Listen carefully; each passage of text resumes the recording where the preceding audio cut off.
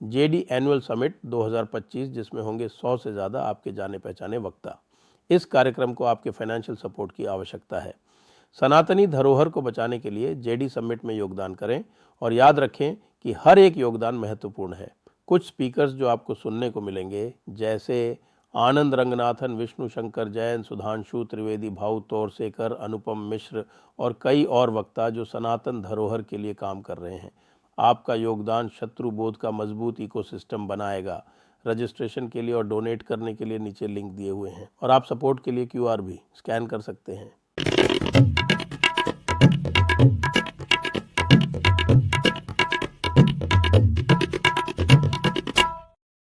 नमस्ते। आप सभी से अनुरोध है कि कृपया हमारी चैनल को सब्सक्राइब करें, वीडियो को लाइक करें। आज के कार्यक्रम में आप सभी का स्वागत है। हमारे साथ है हर्ष कुमार जी, और हर्ष कुमार जी आज कॉन्स्टिट्यूशन क्लब का चुनाव करवा रहे हैं। ये खास बात है, आज की ताज़ा खबर। बिल्कुल जी तो जी साहब, जी। आप कॉन्स्टिट्यूशन क्लब के चुनाव में कितना क्या बिजी है, इतना बड़ा क्या चुनाव हो गया? दोनों ही तो बीजेपी के हैं। सर चुनाव बड़ा नहीं है, बात यह है कि चुनाव ही अभी हो रहा है। पिछले 20 मेरे ख्याल में 23 साल से चुनाव नहीं हुआ, तो निर्विरोध राजीव प्रताप रूडी हो रहे थे उसमें। तो इस बार जो है वो एक्स मिनिस्टर हैं संजीव बालियान, उन्होंने पर्चा भर दिया लास्ट टाइम पे जाके उनके खिलाफ। अब लॉबिंग शुरू हो गई। आपको तो पता ही है कि लुटियंस में क्या होता है दिल्ली में। जब तक नहीं हो रहा था चुनाव, नहीं हो रहा था, जब चुनाव होने लगता है तो फिर चीजें सामने आने लगती हैं। कोई इधर से कोई उधर से गुटबाजी शुरू हो जाती है फिर तो। हाँ, ये तो इसमें कोई शक नहीं है कि जीते कोई भी है तो बीजेपी वाला ही, और नॉन बीजेपी वाला जीत भी कौन सकता है यहाँ पे। लेकिन दिलचस्प है बड़ा चुनाव। अभी वोटिंग खत्म हुआ है और 629 वोट डले हैं। अब पता नहीं रिजल्ट में कौन जीतता है। अमित शाह ने डाला सबसे आखिर में आके वोट। अच्छा, अमित शाह ने भी डाला तो? अरे सर, अमित शाह, जेपी नड्डा, सब लोगों ने डाले। निशिकांत दुबे, जया बच्चन, महुआ मोइत्रा और राज्यवर्धन जया राठौर, बच्चन सब ने तो लोग। सुना किसी को धक्का दे दिया, किसी फैन को। वो सर वो चुनाव। पत्रकार था, कोई सेल्फी वेल्फी लेने के चक्कर में कोई था वहां लड़का नया। उसे हाँ। पता नहीं है कि जया बच्चन क्या चीज है। उसने जो बता दिया उसे। वो आजकल जया बच्चन जो है वो समाजवादी पार्टी की टोपी पहन के घूम रही है सर, लाल वाली वो। तो बिल्कुल। समाजवादी वो पार्टी की टोपी रखते ही वो। वो वो जो होता है ना, क्या साहब के कि सांड को आप लाल कपड़ा दिखाओ तो वो भड़क जाता है। ये तो लाल टोपी लगा के अपने यहाँ भड़की भड़की घूमती है हर वक्त। तो वो कोई था लड़का वहां पे, तो उसने सोचा कि भाई। इसीलिए लोग अमिताभ बच्चन को इतना अप्रिशिएट करते हैं कि यार तुमने इसके साथ निभा दिया, इतने साल कैसे काम किया है। अरे सर, गजब वो का काम। अपने अपने प्रदीप सिंह एक दिन वीडियो में कह रहे थे कि अमिताभ बच्चन को अगर इस समय देश में किसी को भारत रत्न मिलना चाहिए तो वो अमिताभ बच्चन को, जिन्होंने इतने साल जया बच्चन को झेला है। हम भी समर्थन करते हैं। हाँ हाँ? जी जी। हाँ? इसको क्या साहब की वो। अमिताभ बच्चन को अभिनय के लिए भले ही ना दें, लेकिन जया हाँ, बच्चन का पति होने के लिए उन्हें भारत रत्न निश्चित रूप से 100% मिलना देना चाहिए। चाहिए। ट्रम्प को पीस प्राइज नहीं दिलवाएंगे हम, लेकिन अमिताभ बच्चन को भारत रत्न अवश्य दिलवाएंगे। तो सब ये दिल्ली में तो चलता रहता है, तो मुझे मजा हो रहा है। अच्छा साहब, आज इम्पीचमेंट वाला फाइनल हो गया, आप देखा ही होगा। हाँ जी जी जी, बिल्कुल बिल्कुल। और लोकसभा मेरे ख्याल में वो भी हो गई स्थगित भी। ये लोकसभा राज्यसभा दोनों, चर्चा तो ये भी है निश्चित काल के लिए कर दी गई। नहीं, राज्यसभा क्यों होगी? अभी तो स्पोर्ट्स बिल राज्यसभा में भी तो पास होना है। सर वो तो होना तो है, लेकिन ये अब छुट्टी पड़ रही है ना 15 अगस्त की। 17 तक छुट्टी है 15 अगस्त की वजह से। इन्होंने 2 दिन 14 पहले से से। होगी, अभी से थोड़ी होगी। नहीं नहीं, 14 से नहीं है सर, 2 दिन पहले से है। आज लास्ट था, कल से छुट्टी है। नहीं तो फिर उसका क्या होगा, बिल का? अब सब ये मुझे पता नहीं है, लेकिन यहाँ तो चर्चा यही है कि लोकसभा और राज्यसभा दोनों स्थगित होने जा रही हैं, क्योंकि ये सेशन चलने नहीं दे रहे हैं विपक्ष वाले। और वो उसमें गतिरोध बना हुआ है। इन्होंने सोचा फायदा क्या है इसे चला के रखने का। आज ये कर ही दिया जस्टिस वर्मा वाला, यही बचा हुआ था। बाकी 6 बिल कल पास हुए थे, तो अपना काम तो इन्होंने फटाफट निपटा लिया। वो कल ये गए थे ना उसमें एसआईआर को धरना प्रदर्शन करने चुनाव आयोग में, विपक्ष हाँ, वाले। इन्होंने हाँ। सारे बिल पास करा दिए आके की निर्मला सीतारमन फलाना सब। हाँ भाई हाँ, हाँ भाई हाँ, फटाफट इनकम टैक्स फटाफट। वाला भी करा दिया। हाँ सब करा दिए। इनकम टैक्स वाला, वो गोवा में SC ST वाला क्या होना था, रिजर्वेशन वाला, वो भी सब करा दिए, कल लाइन लगा दी इन्होंने। ऐसे ही करना भी चाहिए सर, अपना काम कराना चाहिए, क्या चक्कर और में क्या, पड़ना अपना है काम इनके। तो कराना ही कराना है, बिल्कुल सही बिल्कुल है। जी। हम्म। तो ये चल रहा है सर संसद में तो। हाँ, अच्छा, ये आज राज्यसभा में पास हुआ है, लोकसभा में जी तो कल ही हो गया था। हाँ, आज सारे पास हो गए सर। हाँ, जी। तो चलिए, अब हमारे जो है वो बीसीसीआई वालों की दिक्कत आएगी थोड़ी सी। क्यों बीसीसीआई वाला क्यों क्यों दिक्कत आएगी? हाँ, बीसीसीआई वालों को क्यों दिक्कत आएगी? अरे अब जो झगड़े टंटे होंगे वो आपके नेशनल स्पोर्ट ट्राइब्यूनल में जाएंगे। बीसीसीआई भी उसमें कवर हो रहा है क्या? सीआई के, अरे बीसीसीआई में इतने झगड़े टंटे नहीं होते, पहले हुए थे जब आपके ये झगड़ा चल रहा था, डालमिया बिंद्रा का झगड़ा चल रहा था, तब होते थे। हाँ फिर हाँ। आप आ, अब बाद तो में, कुछ है ही नहीं। हाँ। अभी तो नहीं है लेकिन कभी भी हो सकता है ना। फिर जो यूनिट्स हैं, हम्म। जो बीसीसीआई की स्टेट यूनिट्स हैं, उनमें तो रोज झगड़े चलते हैं, हमारे हाँ, राजस्थान ये में चल रहा एसोसिएशंस वगैरह ये तो सारी, ये तो इसमें तो चलेंगे। है। अब ये हो गया कि साहब की जो चुनाव है, हम्म। वो जो पैनल होगा जो बीसीसीआई का, या जो नेशनल स्पोर्ट्स बोर्ड जो पैनल बनवाएगा, उसी पैनल में से हो सकेंगे। मुसीबत हो गई ना, हम्म। भारी ये मुसीबत तो होगी। ये तो फिर सारा गवर्नमेंट के उसमें आ जाएगा। एक नहीं नहीं, पैनल तो वो खुद ही अपने बनाएंगे, और अच्छा। जो अप्रूव्ड होंगे आपके नेशनल स्पोर्ट्स बोर्ड से, उन्हीं लोगों में से पैनल बनाएंगे। अच्छा। हाँ। उनमें से पैनल बनाओ, लेकिन वो पैनल लिमिटेड हो गया ना, क्योंकि उसमें जो दिया हुआ है कि साहब की वो कभी चीफ इलेक्शन कमिश्नर हो, या कोई जज रहा हो, या कोई हम्म। आपका स्टेट इलेक्शन कमिश्नर रहा हो, या चीफ इलेक्टोरल ऑफिसर रहा हो, तो सब हमारे आईएएस वालों के और जुडिशरी के हाथ में आ गया। हम्म। और उसके उसके पैनल के बारे में आपका क्या कहना है, जो उसके लिए जस्टिस वर्मा के लिए बना है? आपने कुछ स्टडी की उसकी सर? एक तो कर्नाटक के कोई लॉयर नहीं, है एक उसमें। तो एक तो चेयरमैन तो सुप्रीम कोर्ट के जज होते हैं, वो अरविंद हाँ, वो साहब तो बने है हैं, ही। जस्टिस अरविंद। एक मद्रास के हैं और एक कर्नाटक के वकील साहब है कोई। मद्रास के नहीं है वो हमारे अभी राजस्थान से ट्रांसफर होकर गए हैं। राजस्थान के पहले यहाँ पे नंबर 2 थे, फिर चीफ जस्टिस रहे यहाँ पे काफी लंबे अच्छा। समय तक, 3 वर्ष तक अच्छा। राजस्थान में रहे। ठीक है, हम्म। अच्छी रेपुटेशन है उनकी। तो अच्छा। अभी मद्रास हाई कोर्ट में उनको भेजा गया, क्योंकि मद्रास हाई कोर्ट से ऊपर जाना जो है वो आसान रहता है। मद्रास हाई कोर्ट से टॉप कोर्ट्स में आता है। 4 अच्छा।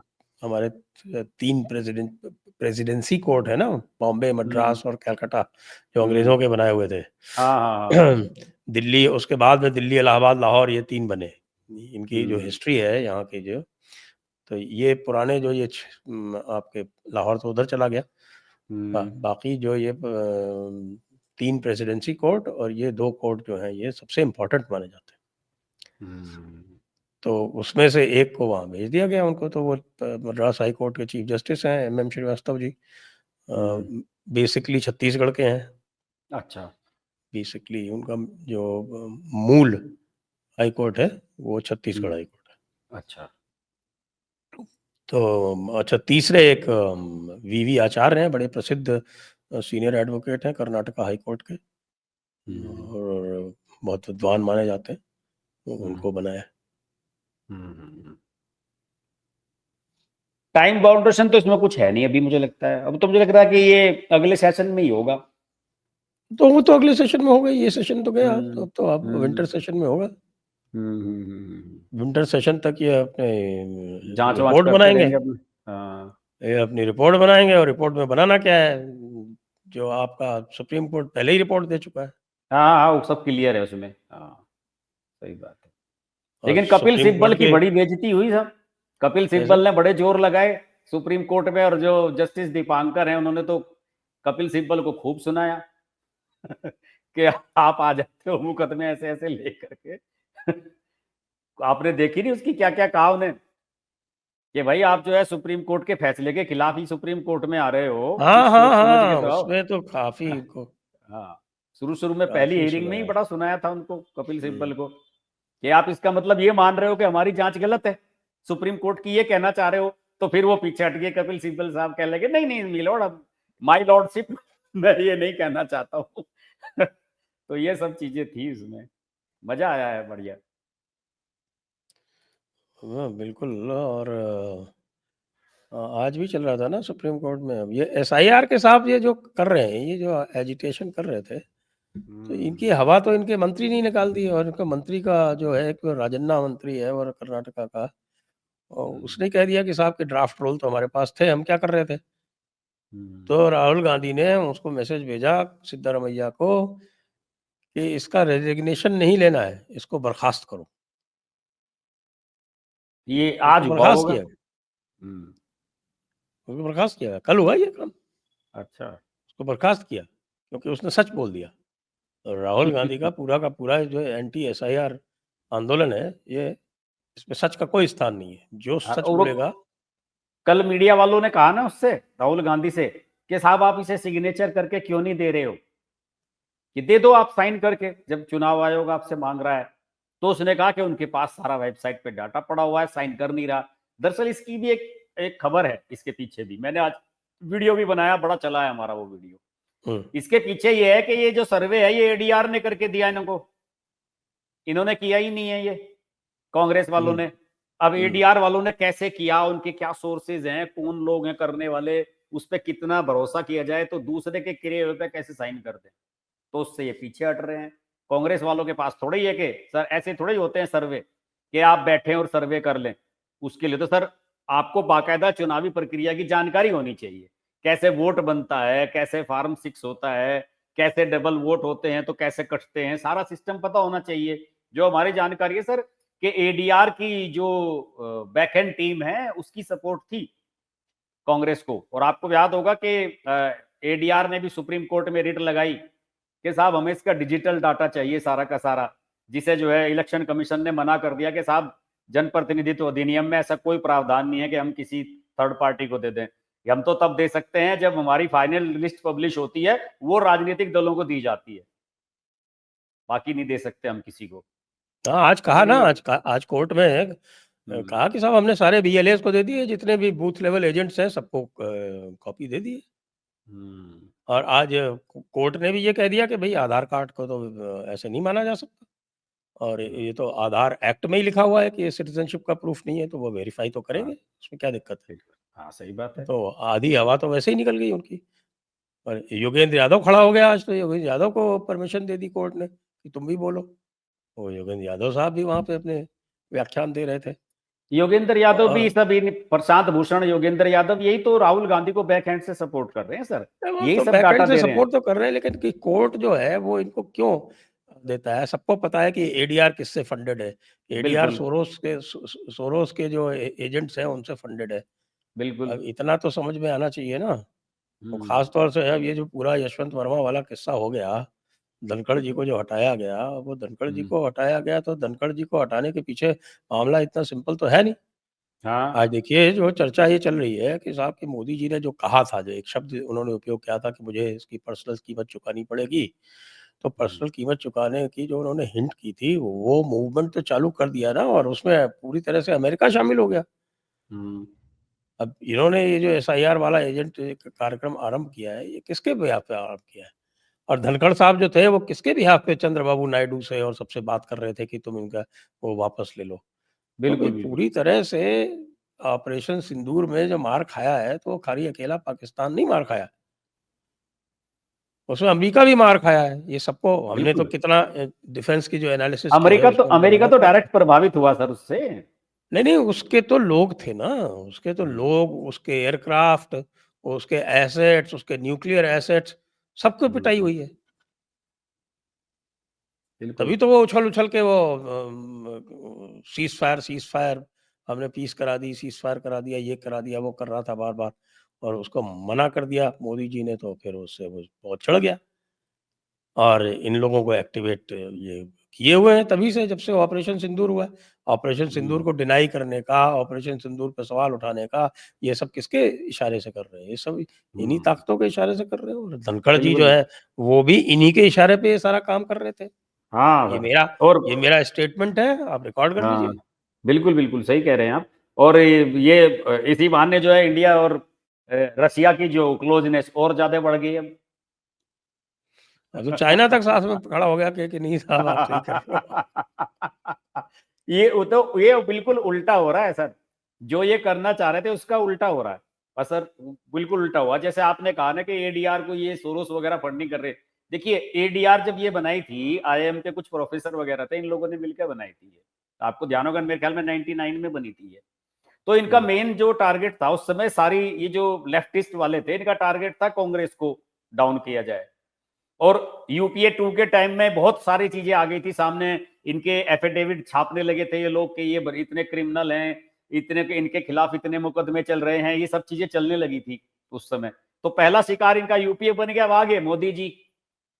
तो इन्हें इन्हें लग रहा था कि मोदी तो आएगा नहीं, अब आ गया मोदी। और मोदी ऐसा आया कि 3 बार आए, इनसे हटे नहीं है। तो पिछले, मैं देख रहा हूं कि पिछले 5-6 साल से एडीआर के जो आंकड़े आते हैं उसमें आप देखिएगा कि एक तो बात ये हुई कि बीजेपी और इनके सांसदों की संख्या बढ़ी, इनके विधायकों की संख्या बढ़ी, तो जाहिर है उन्हीं की खबरें ज्यादा आएंगी कि साहब उनके खिलाफ इतने क्रिमिनल केसेस हैं। वहां तक तो ठीक था कि ठीक है, आप उनके एफिडेविट के आधार पे आप उनकी डिटेल्स निकाल लेते थे, आपकी टीम थी वो निकाल के आप जनता को बताते थे किस पार्टी ने क्रिमिनल बैकग्राउंड वालों को दिया है, कौन डिफॉल्टर है, वो सब चीजें हैं, किसके पास कितनी प्रॉपर्टी है। लेकिन आप मतदाता सूची और इन सब चीजों को लेकर सुप्रीम कोर्ट जाओगे तो इसका मतलब आप एजेंडा चला रहे हो, एजेंडे में शामिल हो गए हो आप। अच्छा, मजे की बात यह है कि भैया ड्राफ्ट इलेक्टोरल रोल है, आपको 30 अगस्त तक का टाइम दिया हुआ, 30 सितंबर तक का टाइम दिया हुआ, ड्राफ्ट हाँ, इलेक्टोरल रोल उसकी है। तो वेट तो करो। वो ड्राफ्ट इलेक्टोरल रोल में जो एक्सरसाइज नीचे के लेवल पे करनी है वो तो कर नहीं रहे हो, सुप्रीम कोर्ट हाँ में जो है हवाबाजी कर रहे हो फालतू की। हाँ, अरे सर उसमें मेहनत करनी पड़ती है ना। वहां पे लोग लाओ ना ढूंढ के कि भाई मेरे वोट कट गए, लाओ ना किसी को पकड़ के, उससे डलवाओ ना वहां पे शिकायत।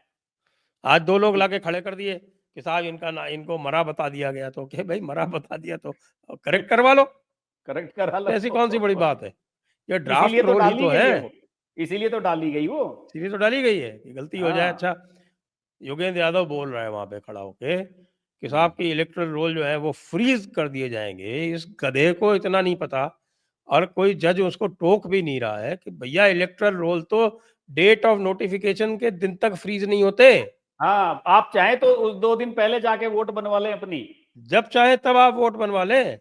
हाँ। मतलब डिक्लेरेशन हो जाए और नोटिफिकेशन नहीं हो, तो हम्म। डिक्लेरेशन और नोटिफिकेशन के बीच में भी आप करवा सकते हैं। हाँ, मैंने करवाया 20 बार, और क्या, वो तो होते हैं ना इधर। लोगों को करवाए, खुद के करवाए पता नहीं कितनी बार। और आजकल तो बहुत आसान है, आपको तो ऑनलाइन डालना पड़ता है, और तुरंत हाँ। जो है आपके पास क्वेरी आ जाती है, आपसे वो ले लिए जाते हैं आपके प्रूफ, बीएलओ आ जाता है, वो देख लेता है, चेक कर लेता है, नाम आ जाता है आपका। इतना सा बस। सिंपल सा प्रोसेस है। हाँ हाँ, और इसकी सारी जिंदगी गुजर गई, ये बूढ़ा हो गया देखिए योगेंद्र यादव, 2000 ये चुनाव 2023 में चुनाव। मैं अपना आपको पर्सनल एक्सपीरियंस बताता हूँ कि जी। 2023 में मैं तो रिटायर हो गया था 2023 में। हम्म। तो 2023 में हमारे यहाँ चुनाव था, हाँ हाँ। 2019 तक हम दूसरे लोकेशन में रहते थे, हम्म। वो विधानसभा क्षेत्र दूसरा था। जयपुर में अच्छा, तो जयपुर में, हाँ हाँ हाँ हाँ जयपुर हाँ। में अकेले में 10 विधानसभा क्षेत्र, हम्म। तो वो गांधीनगर विधानसभा क्षेत्र था। अब जिस जहाँ हम्म। मैं आ गया वो बगरू हम्म। विधानसभा क्षेत्र है, तो मुझे चेंज हम्म। कराना था। तो वो अच्छा। चेंज कराने के लिए मैंने एप्लीकेशन दी। हम्म। तीसरे दिन तो वो बीएलओ बाहर खड़ा हुआ था, कागज दिए हम्म। उसको, करके उसने कर दिया।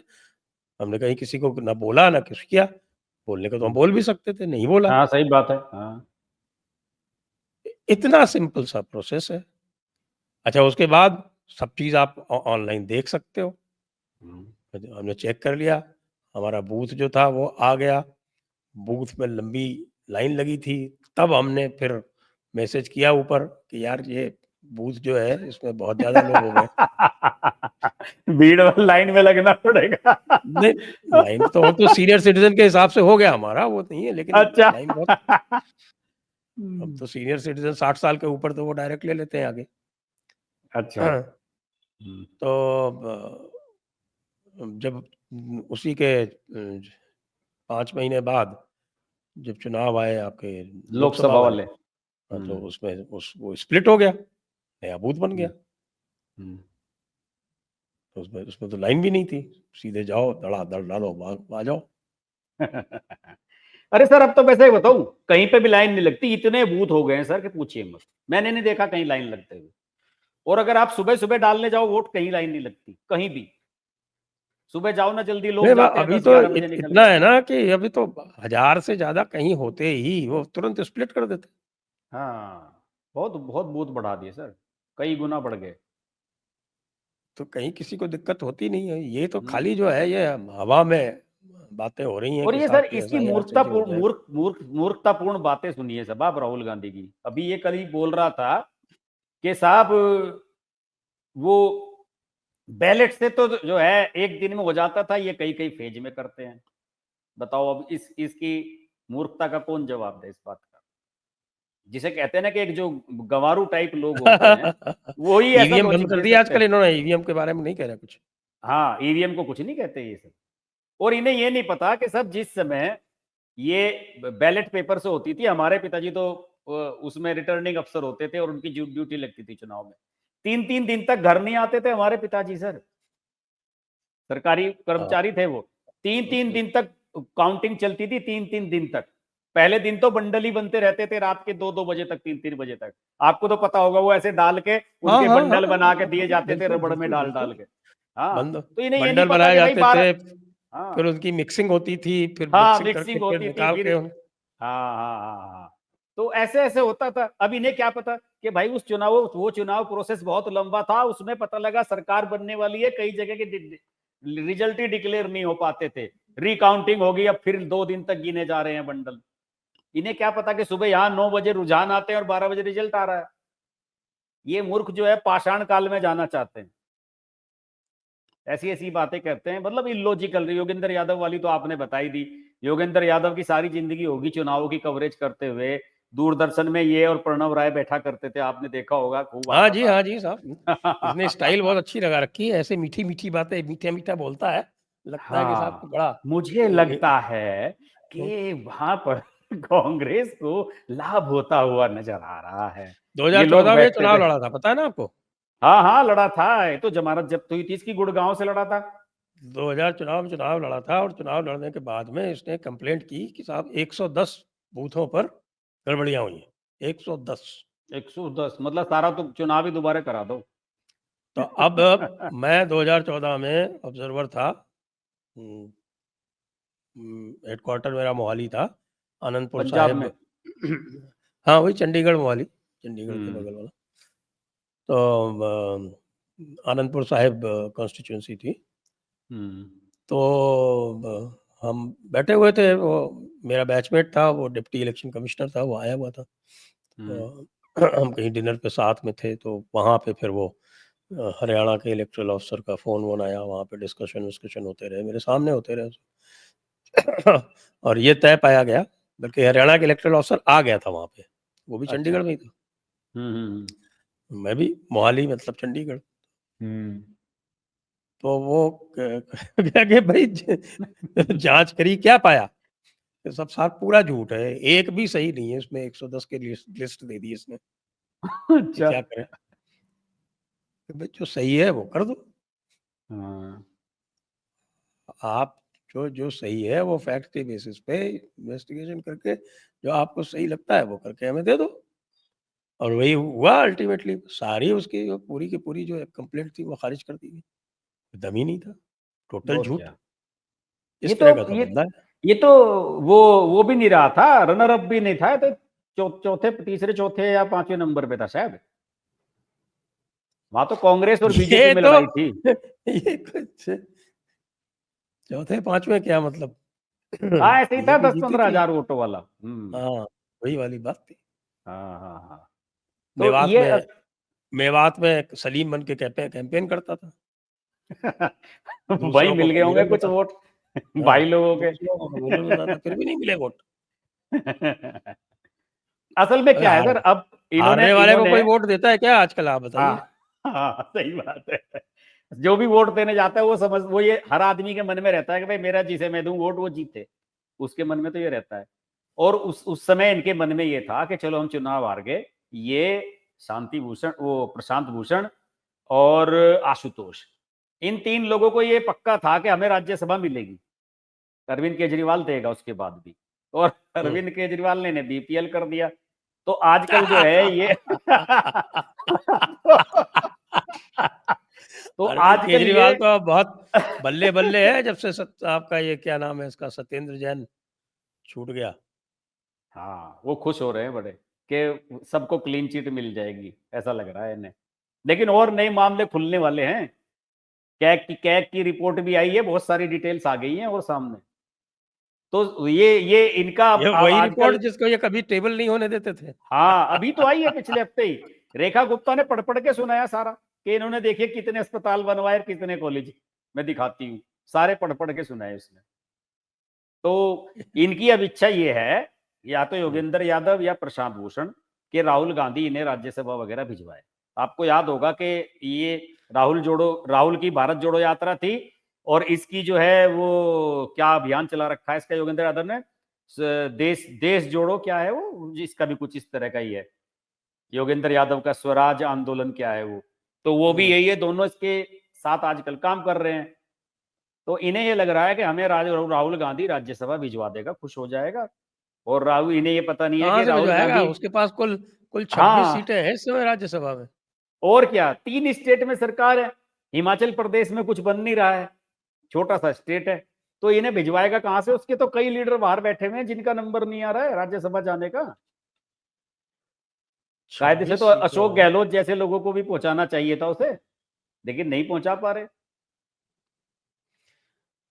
तो ये कहां बात से यह इनका नंबर है लगेगा? कि अगला जो राउंड चुनाव का होगा ना, अगले राउंड के चुनाव के कुछ दिनों में ये 20 से नीचे आ जाएंगे।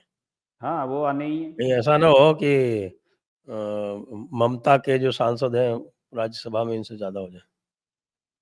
हो सकता है, बिल्कुल। देखिए, राज्यसभा की जो स्थिति है आज की, वो मैं आपको बताता हूँ। Rajya Sabha Rajya Sabha Rajya Sabha members, list of members, ठीक है साहब। अब इसको फिल्टर करिए, पार्टीज के, पार्टी, सिलेक्ट पार्टी,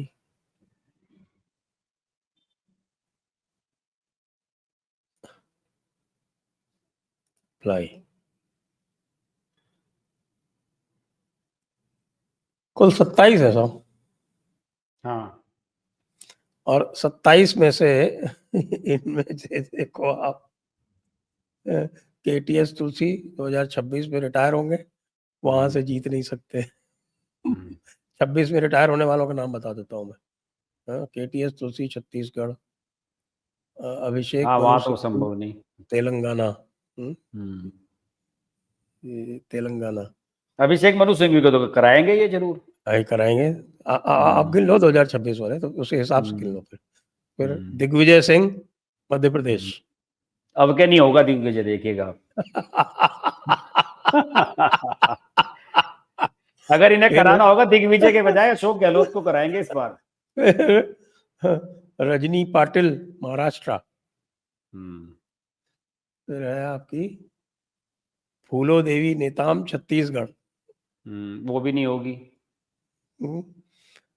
फिर है मल्लिकार्जुन खड़गे कर्नाटका, ये तो हो जाएगा। इन्हें करा लेंगे शायद, हो सकता है ना भी करें, ये उम्र बतेरी होगी खड़गे साहब की। फिर है शक्ति सिंह गोहिल गुजरात, ये भी नहीं होगा। ये भी नहीं होगा। फिर यानी अभी तक जो हमने 6 गिने उनमें से 4 नहीं होंगे। फिर है नीरज डांगी राजस्थान, ये भी नहीं होगा।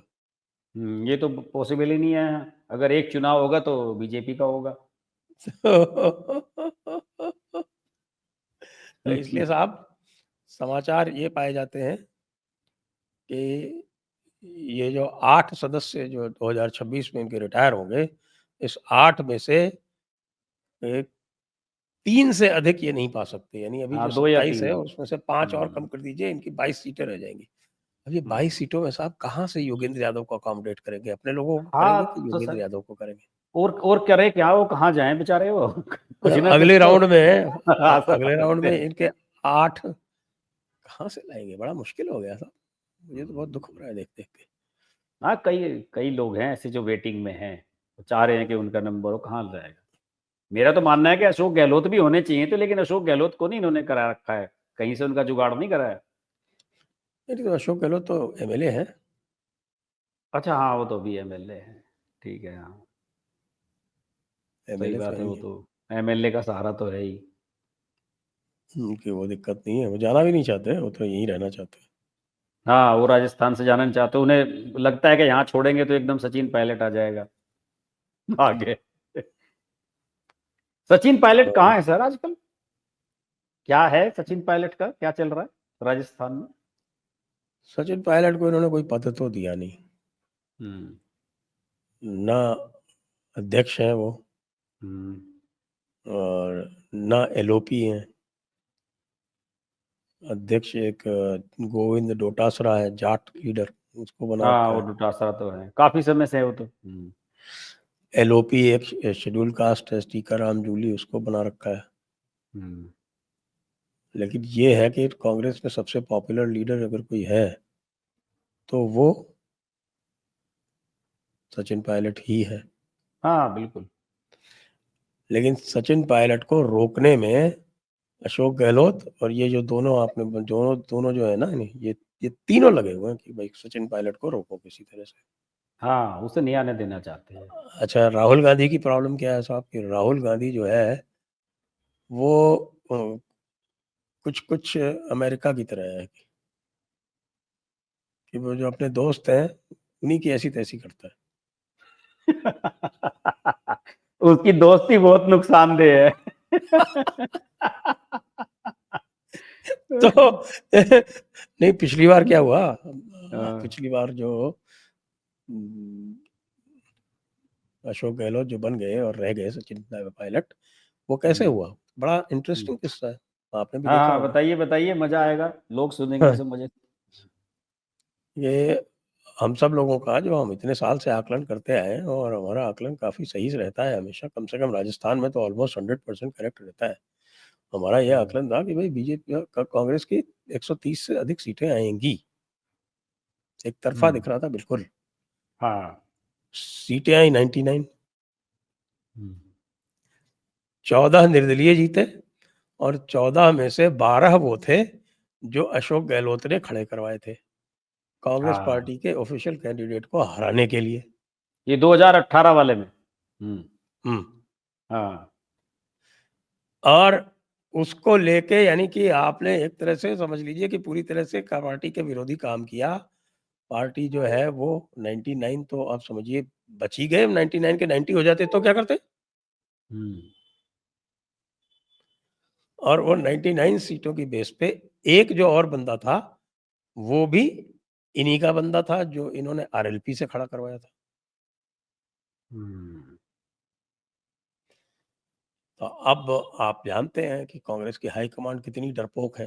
उनको ये लोगों ने कह भी दिया, बल्कि इसने खुद ही कहलवा दिया कि साहब कि ये सब लोग जो है ये बगावत कर बीजेपी जाएंगे, ये हो जाएगा, बीजेपी वो की हो तरफ जाएगा। भाग जाएंगे। फिर प्रियंका गांधी वगैरह ने ये कहा कि नहीं नहीं नहीं नहीं, सचिन पायलट जो है ये बड़ा कैरिज्मेटिक है, ये राहुल गांधी के बराबर खड़ा हो जाएगा। अब राहुल गांधी के दम पे वो 5 साल पूरी तरह से मोर्चा लेके मेहनत करके अशोक गहलोत का जो पूरा एक तरह से कुचक्र था जिससे जनता त्रस्त थी, और जनता कोई अशोक गहलोत को नहीं चाहती थी। अशोक गहलोत जब भी मुख्यमंत्री रहे, अगला चुनाव हारे हैं बुरी तरह से। हाँ सही बात है। और इतना सब होते हुए भी राहुल गांधी के गारंटी के बाद भी वो सचिन पायलट को मुख्यमंत्री नहीं बनवा पाए। अशोक गहलोत फिर बन गए। हाँ, यही हुआ था, सही कह रहे हैं आप, ऐसे ही हुआ था। तो इसलिए क्या होगा कांग्रेस पार्टी में कुछ नहीं कह सकते। यदि आप कर्नाटका का जो मिनिस्टर आज जो बर्खास्त हुआ है, राजन्ना। उसने रिजाइन कर दिया था। रिजाइन नहीं माना उसको, उसको बर्खास्त किया गया। No no resignation, he has to be dismissed. हमारी बात को कैसे इसने काट दिया। सब पूरी वही वाली कांग्रेस का बात है यही कि हाल है, राहुल गांधी की लाइन पे जो चलेगा वो रहेगा पार्टी में, नहीं तो नहीं रहेगा, वही कहानी है। बात ये चल रही है कि साहब कि ये पूरा का पूरा मामला अमेरिका से चल रहा है और मोदी जी को हटाने का षड्यंत्र है। धनखड़ जी भी इसी षड्यंत्र में शामिल थे, पता चल गया तो उनको हटा दिया गया। और अब राहुल गांधी जी जो हैं वो थोड़े से दुखी इसलिए हैं क्योंकि उनको सहायता मिल रही थी। बात ये चल रही है कि साहब कि चंद्रबाबू नायडू को अमेरिका में इनकी बहुत सारी प्रॉपर्टी है और बहुत सारे इन्वेस्टमेंट है, तो अमेरिका से इनकी पूछ मरोड़ी जा सकती है, तो इनकी पूछ मरोड़ी जा रही है। और बाकी और कार्यक्रम चल रहे हैं, मोदी जी को हटाने का पूरा कार्यक्रम चल रहा है, इसीलिए मोदी जी कह रहे थे कि अ, मेरा पर्सनल नुकसान ये लोग करेंगे। ना आपके वो पास क्या जवाब है? सर, बताइए। ये सब बातें जो है उन लोगों को तो सबसे पहले पता लग जाती है कहाँ क्या चल रहा है। और आप लोगों तक तो बाद में आती है, उन्हें तो सब पता है इंटरनेशनल लेवल पे क्या चीजें चेंज हो रही हैं, वो सब ध्यान रखते हैं, उस पर नजर बनी रहती है। असल में इन्हें क्या लग रहा है कि इस बार जो है अच्छा चांस था मोदी को हटाने का, लेकिन ये मैनेज नहीं कर पाए दो लोगों को। तो ये इन्हें लग रहा है कि किसी भी तरीके से अगर हम नहीं मैनेज कर पा रहे हैं तो प्रेशर पॉलिटिक्स कुछ खेल ली जाए। अभी अभी ये देखिए ये तो तो ये राजदीप सरदेसाई जो है, ये तो राहुल गांधी और ममता बनर्जी इन सब का पिट्ठू है पक्का। है अभी ही वो है कल उसकी लल्लन टॉप पे क्या कह रहा था, हम्म, कल वो लल्लन टॉप पे ये कह रहा था, उनका जो कार्यक्रम आता है कि ये जो SIR, ये राहुल गांधी वाला जो मामला जो कर्नाटका वाला लेके आया, तो उसने कहा कि अगर मोदी को बेईमानी करनी थी तो मोदी खुद 240 पे क्यों अटकता, 350 ले आता अपनी। और क्या, ये सभी लोगों के नॉर्मल बात है भाई। तो उस मैं कह रहा हूँ कि जब इनका आदमी राजदीप सरदेसाई जैसे जो मीडिया में बैठे हुए इनके लोग हैं, जब वो राहुल गांधी पे भरोसा नहीं कर रहे, इनकी कहानी पे, इनकी थ्योरी पे भरोसा नहीं कर रहे, और वो मांग रहे हैं उस पर वो साइन करके देने के लिए तैयार नहीं है राहुल गांधी, तो सब कुछ ये तो मुझे लग रहा है कि ये जो इनका राहुल गांधी का ये कागज है, ये वो दूसरा हिंडनबर्ग ही निकलने वाला है। ये भी ये सब वही है जो वहां बैठी हुई ताकतें हैं, वही जॉर्ज सोरोस एंड पार्टी, वो अब अलग तरीके से एक्ट कर रही हैं कि सारी की सारी जितनी भी इनके इंस्टीट्यूशंस हैं उनको संदेह में डालो और जनता को भ्रमित करने की कोशिश करो। अब वो चाल चल रही है इनकी, अंतिम हथियार है वो, इससे ज्यादा और कुछ हो नहीं सकता कि साहब हम जो संस्था है उसी पे भरोसा नहीं करते। ये चाल चल रही है। वो तो संस्था पे भरोसा नहीं करते, वो संस्था तो किसी पे भी भरोसा नहीं करते थे, वो ईवीएम पे भरोसा नहीं करते थे, आजकल ईवीएम के खिलाफ कुछ बोल ही नहीं रहे। हाँ, भूल गए ईवीएम को। और ईवीएम वहां, के विरोध अरे में कुछ वहां भी भी तो नहीं सर किया। बड़ा दिलचस्प चल रहा है पश्चिम बंगाल में। ममता बनर्जी के 4 अफसर सस्पेंड कर दिए इन्होंने, चुनाव आयोग ने, कि साहब इन्होंने वो उनका वेरिफिकेशन होना था वोटर लिस्ट का, वहां पे भी तो SIR का प्रोसेस चल पड़ा है ना लगभग, तो उसमें जो है वो हाँ, और उन्होंने, वहाँ के चीफ इलेक्टोरल ऑफिसर ने लिख के दे दिया कि हम एसआईआर के लिए पूरी तरह से तैयार हैं। हाँ, तो ममता और बनर्जी उसे कह रही है कि तुमने कैसे लिख के दे दिया, हमारे से पूछे बिना। नहीं, वो तो डायरेक्ट इलेक्शन कमीशन के सुपरिंटेंडेंस में रहता है। रहता तो है, लेकिन उसका कहना था कि भाई कराएंगे तो हमारे ही लोग, हमारे से कंसल्ट किए बिना कैसे लिख दिया। और फिर जब वो 4 लोग सस्पेंड कर दिए गए हैं, उनमें एक तो वो डाटा एंट्री वाला था कोई, और उसमें 2 रिटर्निंग अफसर, 4 रिटर्निंग अफसर थे, 2 सीनियर 2 जूनियर, तो उन 4 को सस्पेंड कर दिया और कह दिया कि साहब इनके खिलाफ FIR करो। वो कह रही कि अब मैं देखो तुम कैसे FIR कराते हो, कह रहे कि हम तो सुप्रीम कोर्ट गए हुए हैं और आप कह रहे हो कि हम SIR के लिए तैयार है। ये बिहार वाले के साथ ही गए थे ये लोग भी, कि सुप्रीम कोर्ट में कि हमें भी सुन लो पहले से पहले ही। नहीं, वो ज्यादा आज की डेट परेशान में तो है। नहीं है। आज जो एसआईआर का जो हेयरिंग चल रही थी उसमें कोई भी पॉलिटिकल पार्टी नहीं है। हाँ नहीं है, लेकिन ये गए हुए हैं, उन्होंने रिट डाली हुई है ना, महुआ मित्रा कई लोगों ने डाली है ना उसमें, कि भाई हमें भी सुना जाए, तो कई लोगों से डलवाई है इन्होंने। मजे की बात यह है कि चीफ सेक्रेटरी को बुला लिया गया है, इलेक्शन कमीशन ने बुला लिया चीफ सेक्रेटरी ना को, आ बिल्कुल जाओ करो। बुलाया होगा, बिल्कुल बुलाया होगा। और अगर ये ज्यादा ये करेगी ना तो ये सेंटर के पास फिर पूरा एक बहाना मिल जाएगा इनके बर्खास्त करने का। हाँ, और सभी लोग कह रहे हैं कि भैया इसको बर्खास्त करके नहीं कराया चुनाव तो चुनाव कभी फेयर हो ही नहीं सकता। तो वो ये करते नहीं है ना, समस्या ये है ना सर। दो काम नहीं ये करते, राष्ट्रपति शासन नहीं लगाते और गांधी फैमिली के किसी मेंबर को अरेस्ट नहीं कराते, दो काम नहीं करते ये। बाकी सब काम कर लेते हैं ये। तो ये है इनकी कहानी। तो नहीं तो इसमें तो मुझे नहीं लगता कि ममता दीदी जो है वो कुछ अधिक कर पाएंगी। इसमें इलेक्शन कमीशन से तो कोई भी इस तरह से लड़ाई करके बच नहीं सकता। हाँ, और उसमें कानूनी लड़ाई है ना, उसमें कानूनी रूप से आप कोई पहलू आपके समर्थक में है नहीं ना, जो वो तो संवैधानिक प्रक्रिया है, उसमें आप बाधा बन ही नहीं सकते हैं, कैसे करेगी उसमें। और आज तो इन्होंने बड़े मजे का काम किया पुण्य प्रसून वाजपेयी ने। क्या क्या किया? पुण्य प्रसून वाजपेयी ने क्या किया कि बनारस की एक लिस्ट निकाला है हाँ, वो अच्छा, वो जो वायरल हो रही है बहुत। और उसमें मठ है, तो मठ में जो भी सन्यासी हैं, आप जानते हैं मठ की परंपरा है कि मठ में सन्यासी जो है वो अपना जो पूर्वाश्रम होता है वो पूर्वाश्रम का नाम भी छोड़ देते हैं और पूर्वाश्रम के अपने जितने भी माता पिता उनको सबको छोड़ देते हैं। फिर पिता के नाम पे गुरु का नाम लिखा जाता है। तो उसमें कोई 52 लोगों के नाम के आगे पिता का नाम हाँ। महंत कमल दास लिखा हुआ है। भैया देखो फ्रॉड हो गया, फ्रॉड हो गया, फ्रॉड हो गया। अब लोग उनका मजाक उड़ा रहे हैं कि भैया योगी कोई ये पहली आदित्यनाथ बार के हुआ है पिता का क्या? नाम लिखते हैं। ये नहीं पहली नहीं, वो बार हुआ पूछ है? रहे हैं कि योगी आदित्यनाथ किसका नाम लिखते हैं अपने पिता के नाम का, जा देख लो जाके, हाँ। मूर्ख हो। ये सब अंग्रेज है, ये सब यहाँ तो पैदा सर नहीं हुए। ये ऐसे लोग जो लिस्ट जारी कर रहे हैं ना, ये राहुल गांधी की रिसर्च को ही तो फेल करने के लिए कर रहे हैं कि राहुल गांधी की रिसर्च भी ऐसे ही हुई है। जो उसने प्रेस कॉन्फ्रेंस की है वो भी तो फिर ऐसी है, उसमें भी जब आखिर में जाएगा चुनाव आयोग तो उसमें यही सब चीजें निकल करके आएंगी।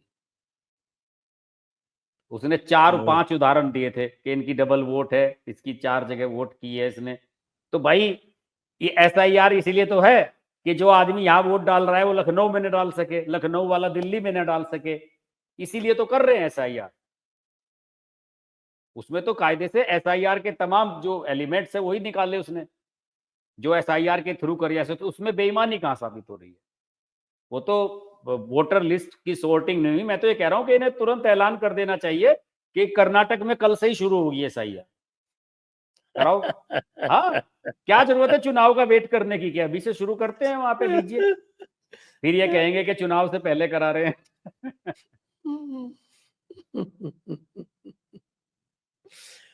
अरे योगी जी चक्कर क्यों लगा रहे हैं साहब संभल के हरिहर मंदिर के?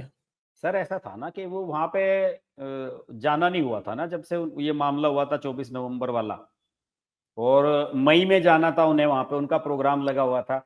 बीच में मई में पता नहीं क्या हुआ, वो प्रोग्राम पोस्टपोन्ड हो गया, क्योंकि जिन जिन योजनाओं का इनका उद्घाटन करने के लिए वो जाने वाले थे, वो चीजें कुछ उसमें से रेडी नहीं थी, तो इसलिए वो प्रोग्राम था। अब वो चक्कर इसलिए लगा रहे हैं कि वो हेलीकॉप्टर से गए योगी जी, और उन्होंने कहा कि भाई मैंने तो देखा ही नहीं है इसका, जरा दिखाओ क्या है हिसाब। तो वो उन्होंने हरिहर मंदिर के ऊपर 4 चक्कर लगवाए, जिसे ये शाही मस्जिद कहते हैं। तो उन्होंने कहा कि मुझे दिखाओ कहाँ क्या क्या चल रहा है, कैसे कैसे चल रहा है।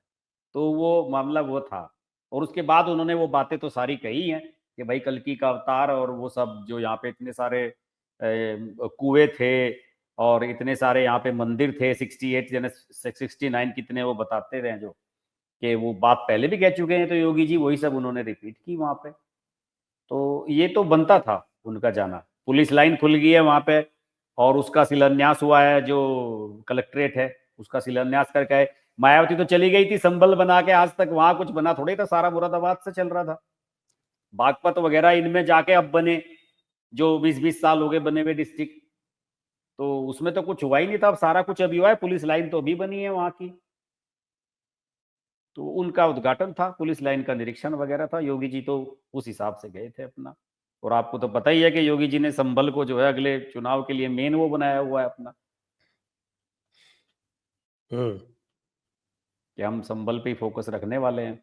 तो वहां पे तो मुझे लग रहा है जैसे अयोध्या में जाते थे ये, जब राम मंदिर बन रहा था, तो जब भी गोरखपुर जाते तो अयोध्या होते हुए जाते थे, वहां से इधर लौटते जाते थे तो भी अयोध्या होते हुए जाते थे। तो अब संभल में तो आप देखिएगा चक्कर लगते रहेंगे योगी जी के। उसे प्रमोट कर दिया योगी जी ने, अनुज चौधरी को, वो एएसपी बन गया है। वहीं बना है या ट्रांसफर हो गया? नहीं नहीं, वो उसे चंदोसी भेज दिया, सीओ चंदोसी था वो इस समय, है? सीओ चंदोसी वहां पे हुआ उसका। चंदौसी तो संभल में ही है। नहीं, चंदोसी तो मुरादाबाद में पड़ता है ना सर। चंदौसी संभल में। हाँ तो डिस्ट्रिक्ट हो गया ना, लेकिन वो सीओ सर्कल चेंज हो गया था ना सर उसका, पहले सीओ संभल संभल में था। था। हाँ तो चंदोसी का सीओ था इस समय वो, मैं ये कह रहा हूँ सर। अभी अभी सीओ हुआ थोड़ी था 2 रहेगा, महीने पहले। एडिशनल एसपी बन गया ना वो। अब एडिशनल एसपी वहीं जाके बना है सर, चंदोसी में ही, एज ए सीओ ही वहां पर उसका चार्ज उसके पास सीओ का चल रहा था, चंदोसी का। अरे तो भाई संभल जिले में एसपी और कलेक्टर संभल में नहीं बैठते और न डीजे बैठता है। हाँ लेकिन सीओ के सर्कल तो अलग अलग होते हैं ना सर। अब बहजोई में बैठते हैं। अब हाँ बैजोई में ही पुलिस लाइन बनी है, पुलिस लाइन भी अब बैजोई में ही बनी है। नहीं, अब जो है अब शिफ्ट कर दिया गया है। अब वहाँ संभल में ही आपके डीएम का ऑफिस भी वहीं बन रहा है, एसपी का हाँ ऑफिस भी वहीं बन रहा है, पुलिस लाइन भी उस अब वहीं बन रही है। उसका शिलान्यास बट ही तो करके आए, भूमि डेमोग्राफी पूजन चेंज हुआ कर उसका। रहे हैं वो संभल की। हाँ भूमि पूजन करके आए ना योगी जी उसकी, हम्म कलेक्ट्रेट की और उसकी हम्म, हम्म। एडमिनिस्ट्रेटिव उसकी। अब और डीजे जो है वो चंदौसी में है, तो डीजे की भी वहां पे शिफ्ट होगी, डीजे भी वहीं संभल ही जाएंगे अल्टीमेटली। ये है। चलिए फिर आज की चर्चा को अब यहीं पे विराम देते हैं। सभी जी। दर्शकों को बहुत बहुत धन्यवाद, हर्ष जी को बहुत बहुत धन्यवाद। जय हिंद, जय भारत, वंदे मातरम।